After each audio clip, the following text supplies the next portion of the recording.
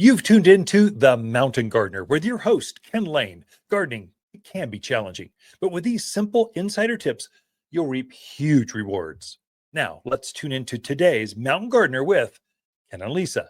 And welcome to this week's edition of The Mountain Gardener. Your host, Ken Lane, here every week talking about the landscapes of northern Arizona. And what a beautiful, beautiful growing season it is. We're in our second growing season. So the mountains here in Arizona has two planting seasons. One is spring. Everyone knows that one. The frost is done. We can finally be out there in Prescott here. We generally use Mother's Day as the planting kind of go date. But really, it's later than that. Yes, Mother's Day, that's when we stop to see frost. Okay, we're not going to see snow anymore, hopefully. Not in June for sure, but back then. But now, this is the start of the monsoon rains. So even if you haven't had rain, you'll notice that your plants are starting to react, to thrive. They're picking up their moisture from the air. They love the cloud cover.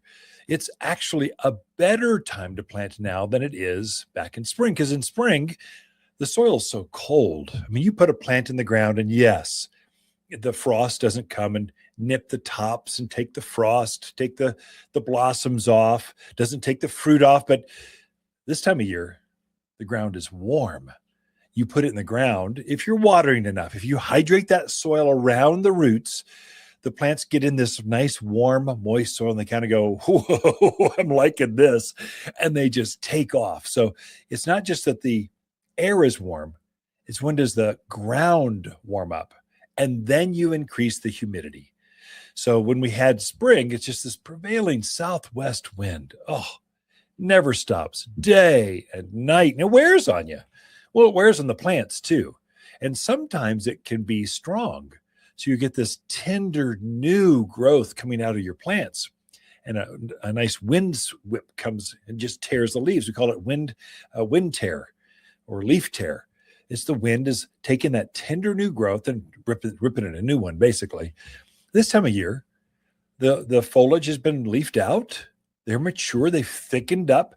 Most of the plants have actually put on an extra ring of wood or extra layer of actually wood material. And so they're much sturdier now.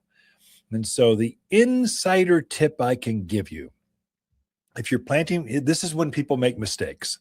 And so you Phoenix folks, you poor Phoenix folks, Palm Springs, Tucson, you folks just think it's summer, go inside, crank up the air conditioner and just pay the bill.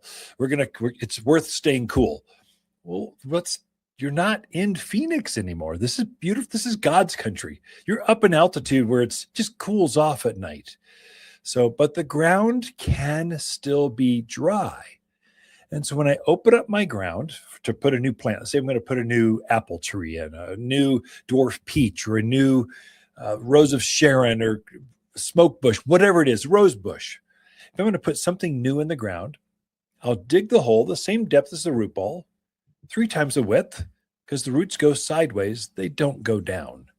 And then what I'll do before I pull that plant out of the bucket, I'm going to bring the hose over and I do 2 things. One, I fill up my watering can. Before I even really start, I fill up my 2-gallon watering can and I top it off with Root and Grow. This is a transplant shock thing. And the plants are going to freak out.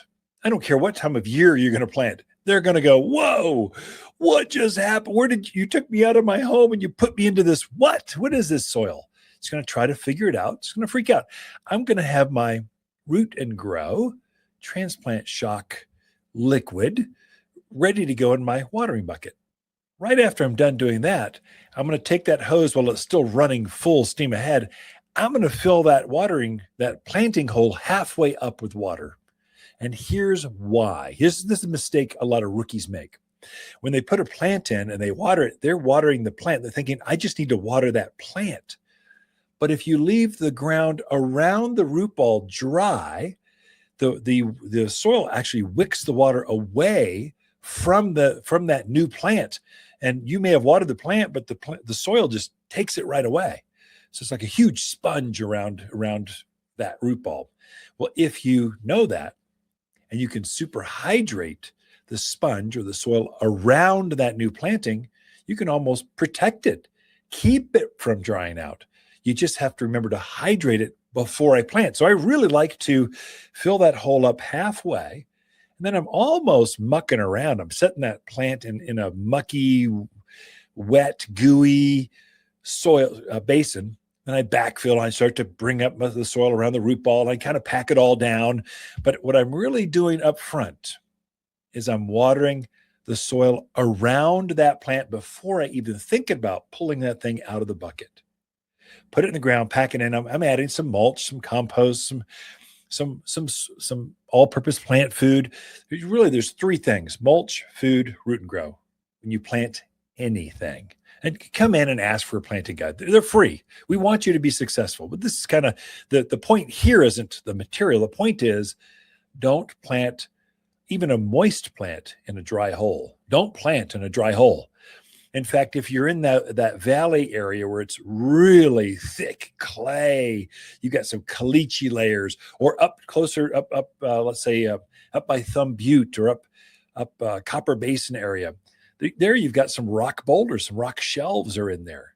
So if you think maybe I don't have the drainage I need, or I'm not quite sure, then another benefit of taking that hose and filling up that planting hole first is you can check the drainage.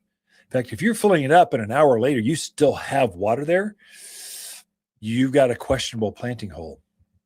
If you're really in doubt, fill the hole up with water in the morning. And if you've got water still sitting there at the end of the day, you did not plant a planting hole. You dug a bird bath or a bathtub or something. It's not going to grow anything. It's just holding water too much. So if you see that, what we do is we dig a chimney or a piece of that planting hole. We'll try to dig down to the next layer, next soil band. And as soon as you do that, it starts to drain right away. So almost it'll start to flow. So you folks that closer to Granite Mountain, some of these granity areas, boy, as fast as you put the water on there, it just disappears. I don't know where it goes. You poor folks that have a lot of gophers. Pocket gophers are famous in Skull Valley, Paulden. Sometimes they're so bad you start watering. There's so many tunnels under there, the water just disappears. That's not good either. So kind of there's a balancing act, but test it if in doubt. A lot of the growth seems to be happening out in that Dewey, Humboldt, up the Prescott Valley area, up towards Cordes, Coyote Springs, Paulden. Those are real hard planting areas. So it gets a challenge. And you folks in the Verde, the same applies to you all. You've got different soils depending on where you're at, as adjacent to the river is. So it's Sedona. You guys are tuned in. So there you've got those rock shelves. You just never know. Test it before you plant. And then if water's sitting there at the end of the day, that's not good. Keep digging. If water seems to be disappearing, seems to be going down, you go, oh, got it going. So there you've simply been hydrating that soil around the planting hole before you put your plant in. It's a game changer, especially in the summer. This is such a good time to plant. It's almost like peak time, more success, as long as you get that one thing right. Now, I mentioned before I get done, I have my watering can with my root and grow sitting there. So I'll try to hydrate the soil, plant the plant, pack things in. I don't want air pockets around the root ball. When I'm all done, I'm going to try to hydrate the plant, get the rest, that top layer of soil planting area hydrated. And then at the very, very end, I'm going to take my watering can, 2 gallons extra, with my root and grow. I'm just going to water it in because this makes, what that is, it's a compost tea. So I blend it. I've got some, I'm going to detail it, but I've got some compost. And I make this tea out of it. So it looks like molasses, like a real rich, thick thing. And so, but plants respond to this really well. It's like liquid compost. And so you pour that around the roots, and the plants just go, oh, it's going to be okay. Oh, this is going to be good. Not only that, but compost tea activates the mycorrhizals. It attracts the worms, lots and lots of benefits. And I'll use that every couple of weeks till I see the plant going, oh, it's growing.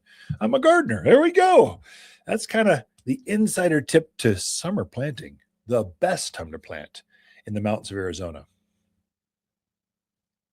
Watters Garden companion plants for July are hibiscus, maple, verbena, and crepe myrtle. Crepe myrtle flowers are intense watermelon pink, solar reds, and LED whites that cover this heat-loving shrub.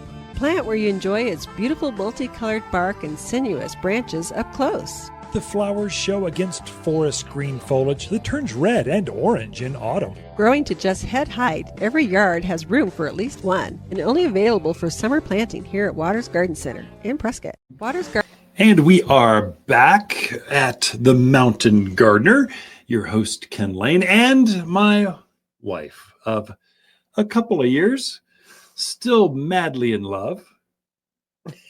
Yes. Yes, we are. So anyway, after several decades, 4 kids, 6 grandkids, we're still selling plants here at Watters Garden Center. Yep. And part of that is we start to hear from your neighbors, your friends. We start answering emails and Facebook posts and comments and the questions.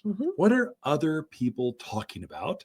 And so we have this segment that just comes in and shares what your neighbors are talking about. Did I kind of summarize that pretty well? I think so. Well, good. Welcome, Lisa. Thank you. Glad you're in the studio. Good to be here. How are your gardens looking, by the way? Ours are looking really good. I would agree. Ours are doing well. Yeah, they're like over the top. I did have to fertilize. So I saw that I had some bugs, some caterpillars were eating the budworms, were eating the petunias. And so I spritzed them with spinosad soap. So there's a special organic soap we have that's just for caterpillars. Highly effective. Oh, I was impressed. But I hit the flowers of being eaten with that. And then I hit them with flower power fertilizer. And boy, it's been 7-10 days, they're back at it going, okay, you took the caterpillars out, fertilized me. I'm just going to bloom my little hearts out. Yeah, that's nice. It is a good time to kind of preview your yard and look for insects. Some spider mites are out. Yeah. There's still some aphids going on, budworm. So it's a good idea to get out there and check those things out. Everything is growing fast right now. So you don't want to wait a couple days. Oh, I'll go to the garden center this weekend. It's Monday. Well, by the time it's this weekend, your caterpillars might eat all of your tomato plant. They might take all of your flowers. So either have it ready on the shelf. So that's what we do. We just have it sitting there. We know we're going to get caterpillars. We know we're going to get mildew. We just know we're going to see spider mites. It's just part of the game in the mountains of Arizona. It's part of gardening. It's outdoor living. Nature. And so when I see that, I go, oh, I got this soap, zip, zip, zip, fertilize it, and away we go. But don't wait a week or two, or you might have to come in and replace the entire plant, which I don't mind that. But for my friends, the listeners, we want you to be successful and just have it waiting to go and be ready and just watch things bloom. I had a gal yesterday that had a butterfly bush that was just coated in spider mite. Oh no. And you can tell because it has like this glove thing that shrinks around it. I was like, oh my. So we decided, just what you said, we're going to toss that one and start fresh. Yeah. Sometimes it can be easier that way, or just almost less expensive because you're spritzing every day for like a week. I don't know. Sometimes it's easier to start over. I had the same thing with a customer. They had a native juniper, a big one. I mean, a big alligator juniper. And it had the same thing. Spider mites were so bad, it was just coated in this white film. Yeah, it was like a spidery webby thing. Yeah. And you can't start over there. So I said, okay, here's what we do. Here's a hose and sprayer. Here's the thing. I'll preset it for you. Just put this on the end of the hose, fill this up and spray it. Hit it like once a week until all that is gone, and then pray for rain and fertilize it with all-purpose plant food, and your tree will be fine. And I'm sure it will be fine. Right. But if you left it unchecked, they'll strip that tree of all of its foliage and it will starve to death. Literally, it won't have enough tissue to have photosynthesis to create sugars. And anyway, it's just, if you have problems, come see us earlier rather than later, because everything grows fast right now. Including the bugs. Anyway, what kind of questions we got? Sure. So Tom wants to put in Aspen. He wants to know, what's the advantage of a clump opposed to a single? Yeah, good question. And then also, what's the soil that they like? And Yeah. what's he looking at water-wise for that first Yeah. So season? Tom, those are great questions. So aspens are one of the number one, maybe it's our number 2 selling tree here at the garden center. Of course, we're in Aspen country. You know, in Prescott, Arizona, your Aspen Creek is right there. It's Spruce Mountains full of aspens. They naturally grow down to our level, but they will continue to grow if you put them on irrigation, all the way down to, I've seen them in Cornville and Humboldt and Skull Valley and those areas. So you can go all the way down to like 4,000 foot level, but you'll have to irrigate them. At the higher elevation, the Groom Creeks, the Walkers, the Williams, yeah, you get them rooted and they'll go by themselves. Quite honestly, they even look better when you take care of them. And so, with that being said, question was single trunk or multi-trunk? Well, let's explain this, Tom. You've got 2 types of multi-trunks. There's some that are farmed. That is, they're grown exact replicas. They're exact copies. They're perfect specimens. That's what you want. Then there's ranchers that are clearing some land. They've got a grove of aspens. They go out there with some shovels and start digging them up out of the ground. And then they put them in a bucket and they bring them in, and you'll find those for sale. They look very uneven. The trunks are very scarred. They get that black marking on them. And quite honestly, they get brutalized when they get dug up. They aren't rooted out well enough. I think you're better off buying a farm-bred, farm-raised aspen. Of course, that's all we sell here at Watters Garden Center, because we want the perfect tree in every yard. And so look for those 2 things. Now you come down to single trunk or multi. The most common is 3 trunks in 1 container. We'll plant the aspens in a row, and then we'll harvest those as they're smaller, and we'll plant 3 exact copies in this bucket, and then we'll root them out for another 2-3 years, and then we grow them on until they're flushed out. And so now you've got a clump aspens, and they are just cookie cutter. I mean, like, you'll look down the road and go, oh, they're all pretty. Which one do I get? Well, get them all. We'll just help you. Then you get the single trunk, which there's a place for those. So the way I spot or design with single trunk aspens, if you got a beautiful vista off your front porch or off a deck, you're overlooking Granite Mountain or some valley, I'll usually use those as kind of like picture frames. I'll put one on this side, one on that side, and I'll actually force your eye and like a picture frame down the driveway and look out over this vista, and it's spectacular. So you use them in different, or down a property line where it's real kind of tight. You want a tighter tree, but tall. I'll plant them down the property line. So there's places right off the patio. So you want something that doesn't get too wide, but gives you some shade. That's where you put those. But quite honestly, most will probably sell 3 to 1 multi-trunked over single trunked, but they're both available. So anyway, Tom, get down here and talk to us. We'll give you the grand tour, and rather than some emailed questions, we can actually walk you through and guide you through the whole process. Definitely. All right. Sandy has a hydrangea that some of the blossoms have done their thing. They've bloomed out. Right. She wants to know, how do you trim that back? Do you trim it like you just popping the blossom off? Do you trim it all the way back to the base? How do you? Does it say where she's from? No. No. Okay. Well, okay. Sandy. Somewhere in the Quad City area. So hydrangeas. So this is a shade-loving plant. So you've had it on the back patio, the north side, under the canopy of trees, and they have been in bloom for, 2 months. It's been amazing. And so when that big pom-pommed flower starts to fade, you can cut that back just below the flower where the foliage is about to start to come up. So don't go crazy. Don't go right back to the base. Just take the flower off, cut it off, and then fertilize it with Flower Power. It's a water-soluble food that we make here. Flower Power that, and it will start to form another flower. Hydrangeas do benefit from deadheading or pinching the spent flowers off. A lot of your perennial flowers are very much like that, but especially hydrangeas, they'll pulsate through flowers like that if you keep taking that spent flower off. I would say likewise, roses. They've been in bloom since April. So May, June, it's now virtually July. Some of those old spent flowers, cut those off. Don't go crazy. Don't go right down to the base. Just down to where the new foliage comes out, maybe even shape it a little bit so it keeps the form right.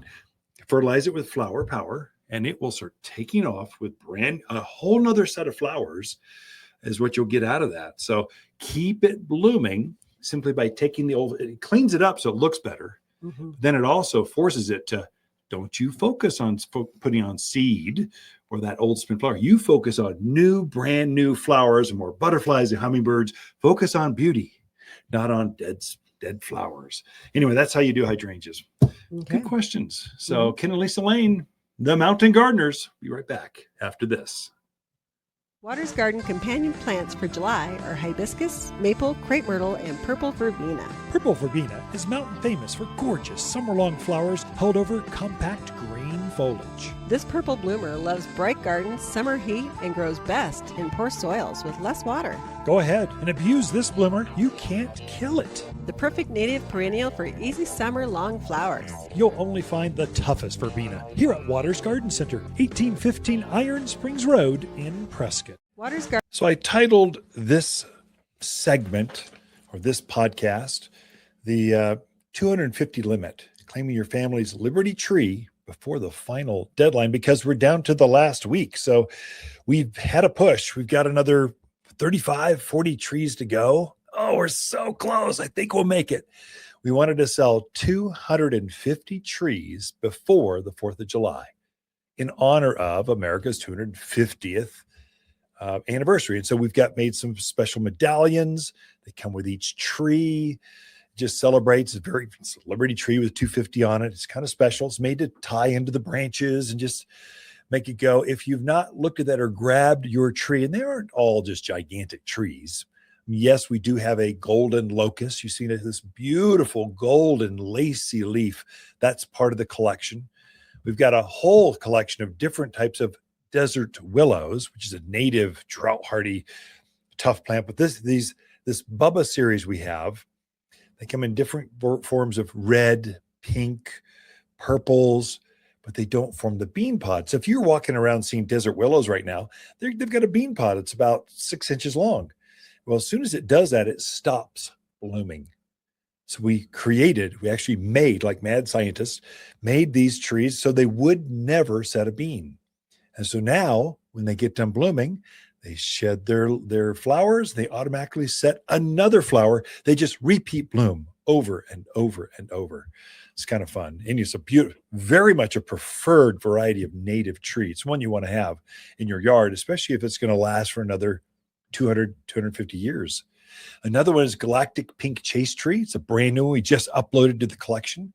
A chase tree, it's a Vitex, Vitex. That's the Latin name, but chase tree is a common name.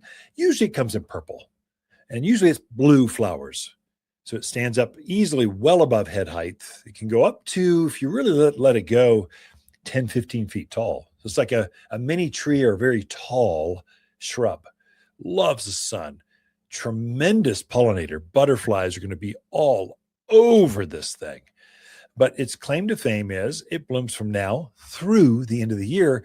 But this one, Galactic Pink, you'll have the only one in the neighborhood that's got a pink chase tree. Everyone else has blue or some other color. So it's it's just a different. We also have the traditional blue one. Okay, we got that too. But we're trying to put together a collection. We're curating several different varieties of trees. Deodar cedar, which is a gigantic thing. It's way too big for most yards, but it's part of the collection.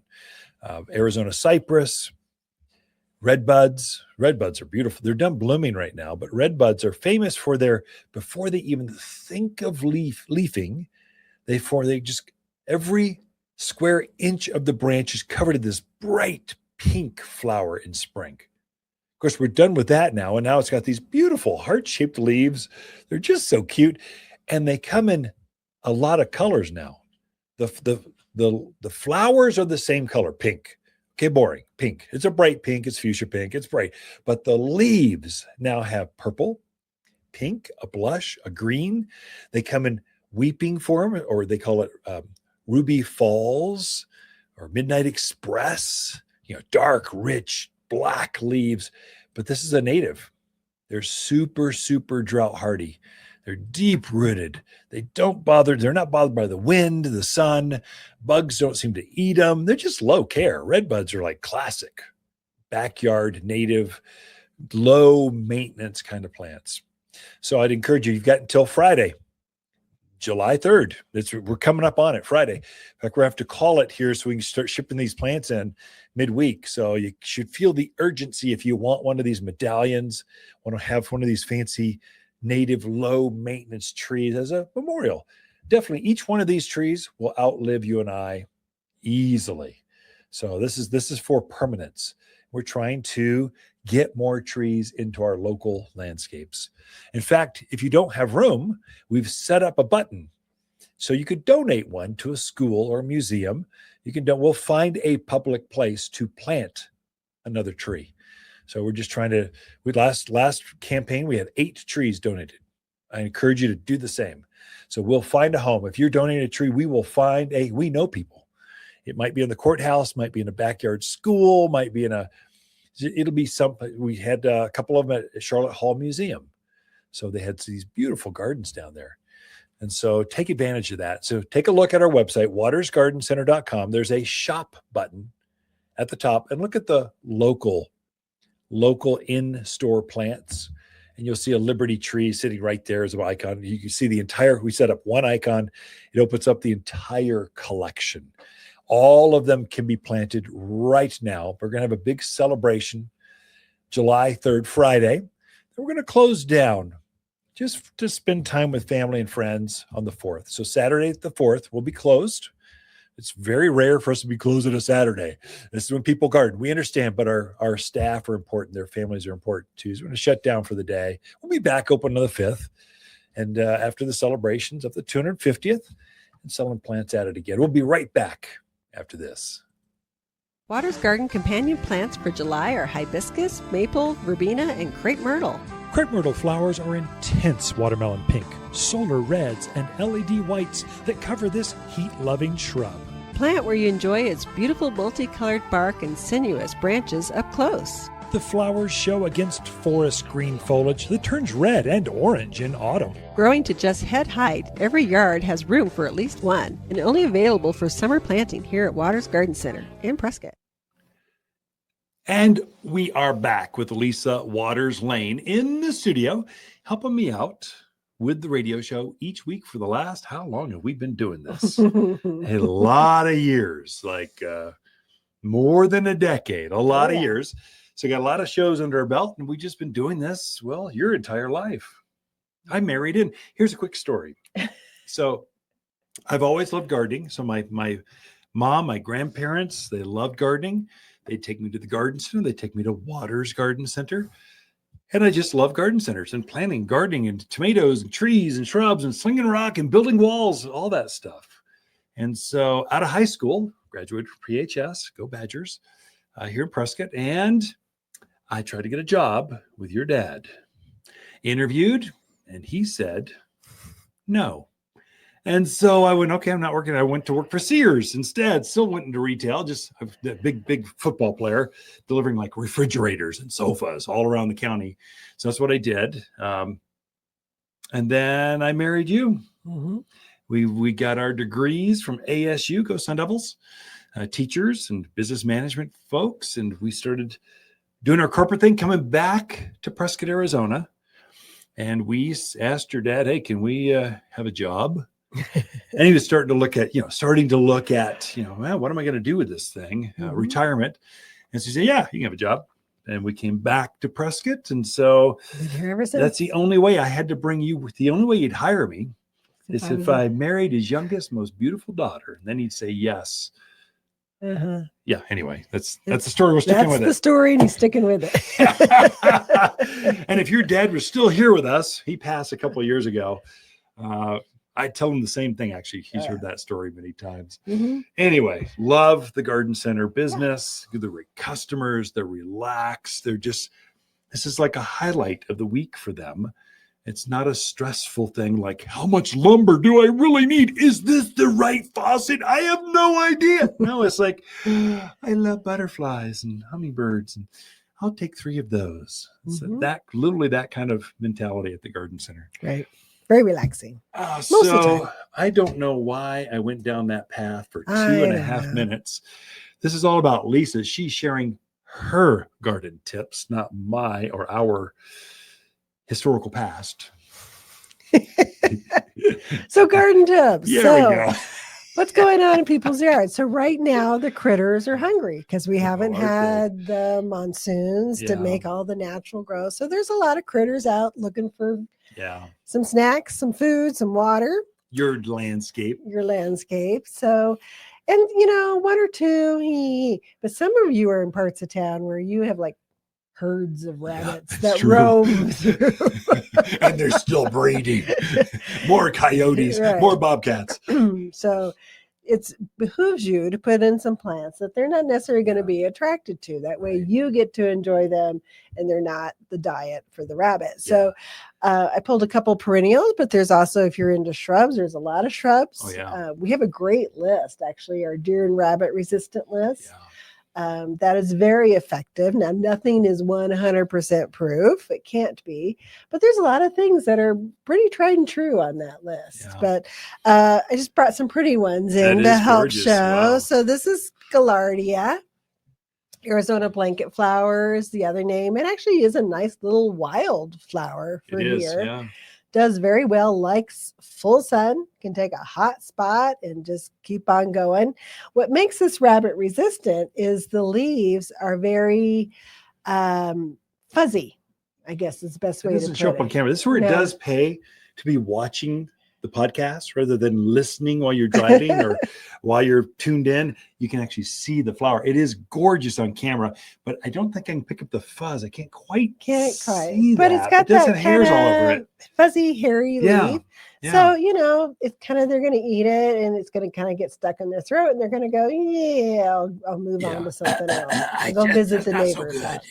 But it's a pretty little wildflower that just blooms all season long. Yeah. Just a great plant. And it Blanket flower, they call it Mhm. blanket flower because it also reseeds, it spreads, and it starts to blanket that Mhm. part of the garden. Looks fantastic in containers, Mhm. looks great out in the yard, a raised bed.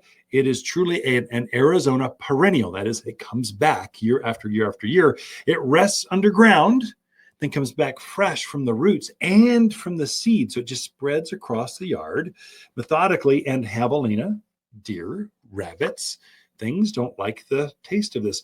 This is also one more I can mention that this really benefits from deadheading or Mhm. pinching off the spent flowers. If you do that consistently, it will pulsate waves of flowers for months, Mhm. not just weeks. It's an amazing perennial. Every yard should have at least 3. At least 3. Gaillardia or blanket flower. Does this Yeah. come in more than just this Arizona sunset Oh color? yeah, it comes in like a more just a solid red. It Okay. comes in a one they call mango, which is kind of an orangey Gotcha. color. Its cousin, kind of the coneflower, Yeah. is another really good That's true. animal resistant plant. And it also it's a good continual bloomer, loves the sun. But echinacea or coneflower is another one that would be a great companion plant with this. And they'd both be very animal resistant. That is an amazing camera. I can't believe I can get that close and show off that flower. I think I could see the seed heads on that thing. That's crazy. Yeah. Problem is it beautiful. can also see our face and see every wrinkle. Now I've got the filters on. It smooths all that out. I don't think so. Another really good one is agastache, otherwise known as hummingbird mint. Yeah. And I think, is there another name? Hyssop is the Hyssop. other name that it goes by. This one's very animal resistant as well because the foliage has like a licorice smell Yeah, it does to have it. a real minty, So it has that licorice minty, smell. licoricey Yeah. that the bunnies don't like, and the deer and the javelina don't like either. So they just kind of leave it alone out there in the yard. Very pretty tubular little flowers that the hummingbirds Yeah, adore. they do like this. That's the name, hummingbird Mhm. mint. Right. And it comes in pinks, it comes in purples, it comes in oranges, yellows. I've seen Yeah. it in quite a few colors. A good companion plant to go with that would be your Salvia greggii or Sure. autumn sage. Another just tough plant that the animals leave alone. Another continual all summer season long bloomer. And that one comes in pinks and purples and whites and Yeah. reds and whites. And This one I always think of, or I tell folks, this is like a mojito for hummingbirds. Because it smells, it sort of has that flavory look into it, and they just cannot get enough of it. They're thinking, parties over here, bring the chips and the salsa. This is where we're at. I frequently companion plant with this lavenders. Oh, that would be good. Because this has got that great green foliage. Right. It's a little bit taller, about hip high, just below hip high. But lavenders have this silvery, most of them, silvery to blue foliage. Right. So it's a great contrast, and they're just a click down, but the flowers are very similar, typically blues to purples. On the lavenders, this has got pinks, blues, yellows, that kind of stuff. It has a lot of different colors, but they really look good in the garden together. And they both love bright sun. Hit them with wind. Hit them with javelina. They're not going to bother any of these guys. They're just kind of bulletproof. Right. And they all come back year after year after year after year. So they're great. This looks great in a container. Yeah. On the back patio, or just right in the ground. Either one. I think I think more yards need hyssop or hummingbird mint in the yard, just because it's such a strong plant for you. I would agree. I did notice it too, that the swallowtails, They like it. they go after this. Yeah, swallowtail butterflies. It's one of those pollinator. If you're into pollinators, you want to attract more hummingbirds, butterflies, bees, save the planet kind of stuff, which we should all be thinking that way. This one is a great one for that. So Definitely. hyssop, hummingbird plant, hummingbird mint, and what was the third one? Had 3 names for it? Agastache. Agastache. Yes. Which is my favorite one to say. Agastache. Ooh. Another good plant, if you're going with lavenders, is rosemaries. Oh, yeah. Because rosemary is very animal resistant. Yeah. It's evergreen for here. Yeah. You can go upright with like the Tuscan blues. You can go creeping. So if you got an area you want a ground cover in, the creeping rosemary is excellent for that. Well, great suggestion. So we have here at the garden center, we curated several collections. We've got shrubs, just animal resistive shrubs, a whole table that just shrubs that they don't eat. And then we have the same thing for perennial flowers. So if you need some more suggestions, come see and just peruse yourself, and they're right there. Watters-Lain, the mountain gardeners, and the rabbit-proof plants you can find here at Watters Garden Center. Watters Garden companion plants are maple, verbena, crepe myrtle, and rose of Sharon hibiscus. Rose of Sharon is a mountain hardy hibiscus with anemone-like blooms. Each stem of this hardy hibiscus is packed with buds. She makes a beautiful informal hedge or screen and is easily trained into small trees. Available Prescott colors show in blue, purple, white, red, and pink for years of enjoyment. You'll find breathtaking hibiscus here at Watters Garden Center, 1815 Iron Springs Road in Prescott. I've titled this segment, The Vertical Garden, Vines That Climb, Cling, and Cover. Some of you have to stop looking at those ugly, bare fences. You're surrounded that backyard. It feels like a Russian brickyard or something. You need to soften it up, to grow some things up those, even plant a few taller shrubs in front. But vines are so easy to grow, and there's some that just thrive in our summer heat. They actually grow amazingly fast, almost too fast. I've got an akebia or they call it chocolate vine, because the flowers bloom in spring and they smell like chocolate. It's fast growing evergreen, probably the fastest growing of all the evergreen vines, but it loves the sun, loves the wind, loves the shade. It grows in the sun. Nothing eats it. Personal experience. No deer, javelina, elk. I know elk do not eat chocolate vine. Great evergreen, soft leaf.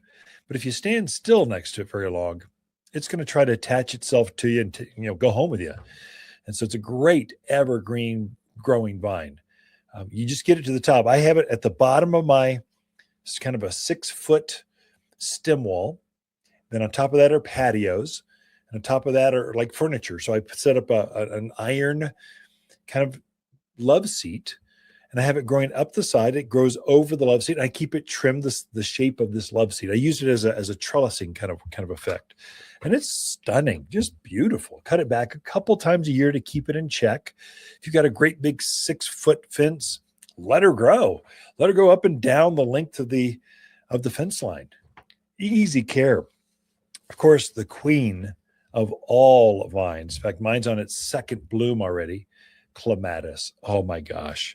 Clematis are so pretty. They get those great big flowers. Now, they're not exactly fast growers, not like Akebia, but they are definitely, they bloom without any other, I mean, nothing blooms like a clematis. They're amazing. They come in reds and purples and pinks and yellows and whites, beautiful whites, fragrance. For mine, they've been blooming since March. They'd stopped blooming a couple weeks ago. And I pinched off, what they'll do is I'll put a little star-like, looks like a Dr. Seuss seed out there. It has those fuzzy, fluffy, not cotton ball. It's hard to describe. Looks like a star on the end of these stems. I picked those off, said, nope, you're not going to bloom on my watch. You're not going to seed on my watch. Picked them off, then went, okay, I'll set some more flowers. That's all right. And here it put on 3 more flowers just this week. It's amazing. So in fact, a lot of folks, I think, misuse clematis. And here's my insider take, my designer skills, my artistic planting gardener guy is, I like to plant clematis with other vines. Let's say honeysuckle.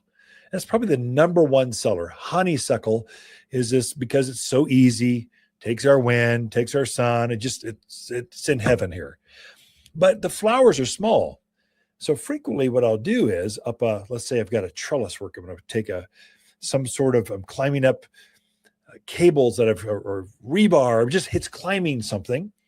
And so I'll put a honeysuckle there, and right next to it, within just a foot or two, I'll put a clematis. And I let them intertwine and intergrow.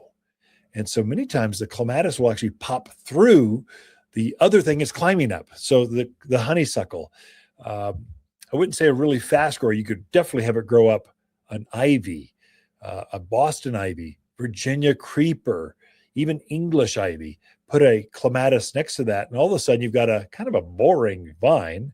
You have these beautiful big clematis flowers coming through it, whereas clematis kind of has it's a boring vine, but the flowers are exciting. Well, mix them together. You can have we live in America. You can have your cake and eat it too here. In fact, you could put 40 cents down and supersize it.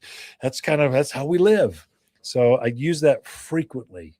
Of course, the number one native that grows here wild, you just see it growing up in the mountains, up in the Bradshaws, Virginia creeper. I mentioned that one before. Usually it's growing underneath as a ground cover.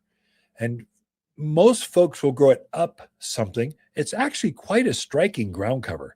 That's its natural place. And the reason that it's so hardy is the root's got this great big chunky like carrot system to it. So big nodules, like big potatoes almost. So it stores up tremendous amounts of water and starches to feed this thing through the winter. Now, it is deciduous. That is, it will lose its leaves in the winter. And then it goes dormant. Its most claim to fame is in the fall. It's got this tremendous, like fire engine red foliage. It's just quite striking. But once this thing gets established, you don't have to care for it. In fact, don't water it. Don't fertilize it. And it'll maybe keep it from growing too fast. So if you do put it on a drip system, it just is so healthy and vibrant and growing. But Virginia creeper is a true native low maintenance vine for here. It does great. Its cousin that grows on the East Coast. So Virginia creeper, I guess, grows from Virginia. I guess the southern half, look at it that way, the southern part of the states, Virginia creeper. The northern parts of the states are Boston ivy. They're actually related. They get the same DNA. A Virginia creeper has 5 pointed leaves for 5 points on each leaf. A Boston ivy has 3. But they're the same plant. They grow the same size, same speed. Boston ivy is a little better at self-clinging. So if you want it to grow up a fence by itself, you don't have to put anything for it to climb up, it will do that. It'll just attach itself and kind of creep up this brick fencing back there. Or it does well as a ground cover or up a trellis. It's not picky. They're super drought hardy, super low maintenance. Of course, the one that's most famous right now, it's like a honeysuckle on steroids. You're seeing it starting to bloom now all around town, all around the county. Trumpet vine. It's looks like a really big honeysuckle. It's much more aggressive though. So it's one that you grow at the base of each pergola. It will grow and just cover this entire pergola with this beautiful lacy foliage and these great big red flowers. Red, it comes in red, orange, and yellow, 3 colors. So trumpet vine, like a trumpet. So the flowers are so big, they look like a trumpet. Compared to a honeysuckle, they are a trumpet. And the hummingbirds are going to be so happy. They're going to be all over these things. They'll be bickering over who gets this side of the flower, who gets that other side of the pergola. They'll just be bickering because they're so happy. They'll be nesting in your trumpet vine.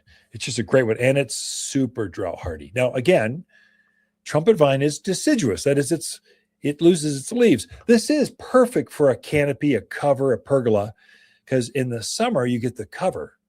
In the winter, it loses its leaves and you get the sunshine. So if you place it right, it's like the ideal flower. And then one of my favorites, jasmine. Oh, nothing smells like jasmine. Nothing smells like gardenias. They're even a richer, sweeter, almost sickening sweet compared to roses. Roses are just this beautiful, light, fragrant flower to it. Jasmine, it's evergreen, has this real sweet smell to it, and it's pretty hardy here. I've grown it in containers for years out there. It takes our winters. It's a great, really strong zone 8 to zone 7 type of vine. So it loves this area. You folks up in Flagstaff, Ash Fork, Seligman, maybe a bit too high elevation for that plant. All these others would be fine, but for Prescott and lower, jasmine does really, really well. Fast growing, evergreen vine that just clings on us. And they have these bright white flowers to them that just pulsates through the year. Just a great plant. Those are my vertical gardens, how to take a boring fence and make it beautiful, easy, feel like a secret garden. Be right back. Watters Garden companion plants for July are hibiscus, maple, verbena, and crepe myrtle. Crepe myrtle flowers are intense watermelon pink, solar reds, and LED whites that cover this heat-loving shrub. Plant where you enjoy its beautiful multicolored bark and sinuous branches up close. The flowers show against forest green foliage that turns red and orange in autumn. Growing to just head height, every yard has room for at least one, and only available for summer planting here at Watters Garden Center in Prescott. Watters Garden. As we wrap this show up, I wanted to give you an opportunity. I titled this one, Unlocking the Farm Gates, How to Shop Watters' Secret 1,000 Acres of Inventory. It's actually over that. So we've partnered with 4 of our growers. Some of them are garden center, like they grow trees, some grow shrubs, some have greenhouses. In fact, earlier we were selling firefly petunias, glow-in-the-dark petunias, some crazy freakish thing you can't get anywhere but direct shipped to your house. But I didn't want to sell plugs or some puny little thing. That's dry climate. It's got to be fully mature, fully grown. It's what you find here at our Watters Garden Center. But I want to open up the selection. And so here I might have 6 varieties, maybe 8 of crepe myrtles. But at the farms, you'll have access to 20. We'll have 7 or 8 hydrangeas. At the farms, we've got access to anything you could dream of, you could see of, that you've read of. They're all there. And we've arranged an agreement where we know the quality, we know the families, we know the farm. And they've set up a back dock where they'll take this beautiful, beautiful, let's call it Rose of Sharon, and it's fully blooming.